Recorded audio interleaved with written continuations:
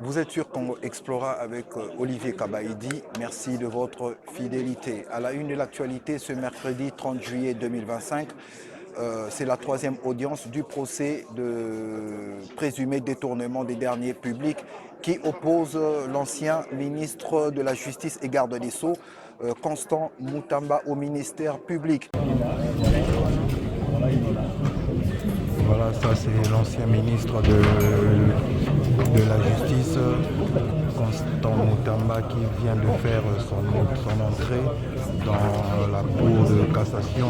Nous rappelons aujourd'hui c'est sa troisième audience du procès de présumé détournement des deniers publics qui oppose l'ancien ministre de la Justice, Constant Moutamba, au ministère public. Restez branchés. Merci pour la parole, Monsieur le Président. Nous sommes contents qu'on évoque les expressions qui nous intéressent au plus haut point. Nous sommes dans un pays du droit, les choses doivent être faites conformément aux lois qui existent. Et en cas de programme de la loi, nous veillons à ce que les procès se déroulent conformément aux lois qui existent. Beaucoup de respect pour les gens. Nous tous également. Si vous n'avez pas appris, nous vous lâchons la parole. Vous pouvez me laisser poursuivre. Je vous avais prévenu que ça c'était le procès-humain. Vous avez la parole, mais revenez à l'essentiel. Nous sommes pas là pour le procès de la vie et de l'institution. Monsieur le Président, comme je vous avais dit la dernière fois, je suis ici pour faire face à un procès de la vie. Laissez-moi parler. Sinon, je ne sais pas là. C'est vous les juges. Je suis les prévenus. Merci. Je voudrais juste rappeler au ministère public, en renchérissant sur les propos de mes avocats, qu'il y a un distinguo à faire entre la compétence principale de la Cour constitutionnelle et la compétence résiduelle de la Cour constitutionnelle. Quelque part, de faire votre courte se limiter à faire un simple raccourci en développant la compétence principale, c'est extrêmement grave. Parce que c'est un haut magistrat de 35 ans d'expérience. Donc toute la jurisprudence. Veuillez vous adresser à la Cour. C'est tout ce que je voulais rappeler. Il y a un distinguo à établir entre la compétence principale de la Cour constitutionnelle et de la compétence résiduelle. Dans la compétence résiduelle, plusieurs arrêts de principe de la Cour constitutionnelle posent deux conditions. Un acte peut être déféré au-delà de l'article 162 de la Constitution devant la Cour constitutionnelle dès lors que 1. Il n'y a aucune autre juridiction qui peut statuer dessus. 2. Dès lors que cet acte viole manifestement les droits fondamentaux d'un citoyen et en l'occurrence les droits en général à la défense ont été systématiquement violés.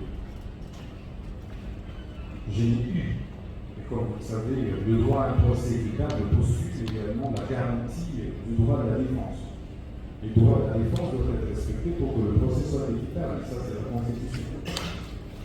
Et que les règlements intérieurs de l'Assemblée nationale est un acte qui est déclaré préalablement conforme à la Constitution. Et que le second individu, lorsqu'il est violé, il viole également la Constitution. Donc il ne peut pas dire, en banalisant, comme si on a mené, je ne sais pas moi, un mouton ou un porc à l'abattoir, mais si c'est le cas, mais il aurait dû m'égorger des pluies. Ici, on parle des droits fondamentaux j'ai démontré ici pendant plus de 12 heures à 14 heures. Adressez-vous à la cause. Je suis en train de m'adresser. Sommes-nous où? Et ce qui choque, c'est de voir que c'est devant la Cour de cassation que ceci a été tenu. On sent que ce Moutamba Convé n'ont pas le droit. N'ont pas les droits qui doivent être respectés. La loi ou la Constitution, l'article 50, soumet les juges à seule l'autorité de la loi. Quand le juge ne peut plus écouter la loi, dire la loi, accorder ce qui est des droits, comprenez, on est en train là de satisfaire la volonté soit d'un groupe d'individus ou soit de qui on ignore encore.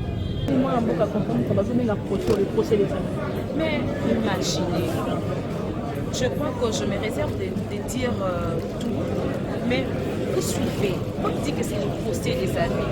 C'est un jeune, et imaginez avec tout ce qu'il a fait et avec le contour qu'il y a dans le dossier, vous comprenez, donc je me réserve de dire de n'importe quoi, mais comprenez son langage, au moins, comprenez ce qu'il veut dire, parce que c'est sa vie. Aujourd'hui, si ces dossiers, ces procès tournent contre lui, c'est sa carrière politique qui est mise en danger. Et voilà pourquoi il a raison de dire que c'est le procès de sa vie. Étant un homme ambitieux, il sait de quoi est-ce qu'il dit, parce que c'est sa carrière politique qui est mise en danger. C'est ça. Réaction à Bisso Ezali, il y a Sengo na ya Mawa. Il y a Mawa pourquoi? Parce que na ebandeli, il y a procès dans la Cour de cassation le 23 juillet. Il y a qui Bisso nyo surtout. Dans le procès ebandaka, il y a un Bisso na droit de benga ba préalable. Ba préalable ezali ba exception oyo ba avocat ba soulevaka pour na batalisa na bazuze ke makambo kende le boye. To ezo kende boye to attaquer liboso. Tolobi ndenge lolenge vote salamaki na Assemblée nationale et salamaki na numabe parce que vote ya kolongola bokonzi ya ministre de la justice et sengaka et salama na bulletin ya secret mais kuna basala ki vote bulletin secret basala ngo précipitation banani balingi bitolongola pouvoir batongol maboko banani balingi balongola été donc to comprendre ngo pété et puis ministère public quand vous avez un parquet après la Cour de cassation, dossier que ça mbatte, il y a un dossier malamment, que nous devons répondre à l'Assemblée nationale, et ça là qui peut passer.